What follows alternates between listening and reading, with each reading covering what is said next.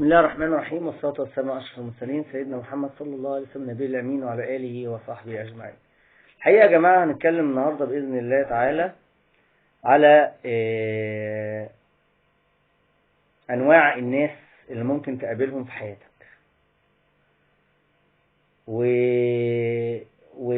ولازم نفهم إن في حديث عن النبي صلى الله عليه وسلم بيقول الخير فيه وفي أمتي إلى يوم القيامة، ودي حقيقة. الخير موجود حتى لو كان قليل، حتى لو كان الظاهر من فوق الوحش في أي زمان. هو بيقل طول ما احنا ماشيين بالزمن، بيقل، لكن هو موجود. ومن خبرتي الحياتية، أنا مش صغير، أنا عندي 44 سنة، فمن خبرتي في الحياة أنت هتقابل ناس كتير، ناس منهم معظمنا في النص، لينا عيوب ولينا مميزات، وفي ناس كويسة قوي اللي هي مفهومش غير عيب واحد ظاهر وبيعترفوا بيه على فكرة، لكن بقيت أخلاقهم كويسة جدا. وناس تانية يمكن ما فهموش غير ميزة واحدة، وحشين بس فيهم ميزة واحدة ممكن دي تنجيهم، وبعكس برضو اللي فيه عيب واحد ده وهو كويس ممكن تهلكه، على حسب ايه هو العيب. بس اهم حاجة انك ما تتكبرش وما تقولش ان انا مش معيوب، مادام معترف دي اول خطوات الندم، وان شاء الله ربنا يتوب عليك عن الخطأ ده، وانك تجاهد نفسك وتصلحه. وفي ناس بقى تكاد تصل الى الكمال. طبعا الكمال لله وحده سبحانه وتعالى، ودول قليلين جدا قليلين جدا.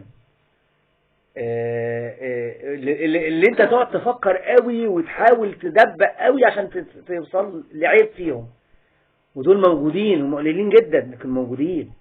وانا يا جماعة قابلتهم، وربنا اداني فرصة ان انا اقرب منهم واعرفهم، والحقيقة دول بيبقوا في درجة الولاية، ليهم علاقة خاصة بربنا يعني وقرب شديد جدا من ربنا، وربنا مديهم درجة من درجات العصمة.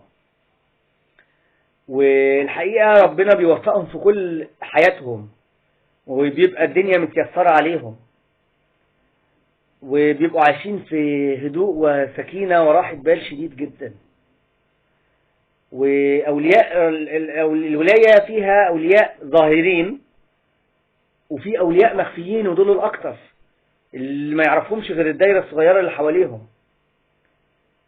وفي ناس تقعد تفكر قوي عشان تشوف لهم ميزة، مش لاقي لهم ميزة، ودول وحشين قوي، ودول معرفتهم ابتلاء من عند ربنا، انك تعرفهم بس ده ابتلاء، فما بالك لما تقرب منهم يبقى ابتلاء شديد جدا.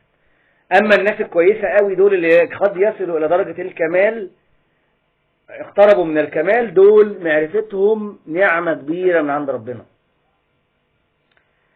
وانت بتحاول انك دايما في جهاد، هو الجهاد الاكبر انك انت تحاول تصلح من جوه مش من بره.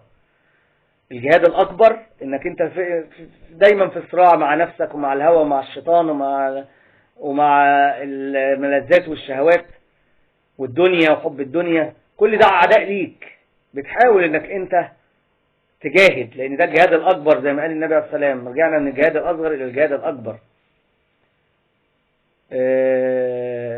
فالخير موجود، ولكن ربنا بيوفق الناس، اوقات ربنا يوفقك لمعرفة ناس يبقوا نعمة كبيرة جدا وكنز كبير جدا، وفي ناس تعرفهم بيبقوا ابتلاء عليك جدا.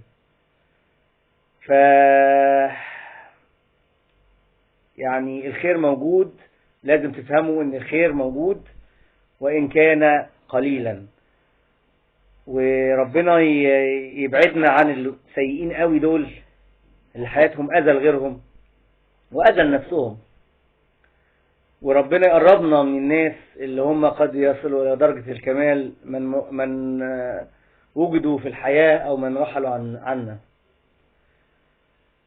نسأل الله تعالى أن يعلمنا ما ينفعنا وينفعنا بما علمنا. السلام عليكم ورحمة الله.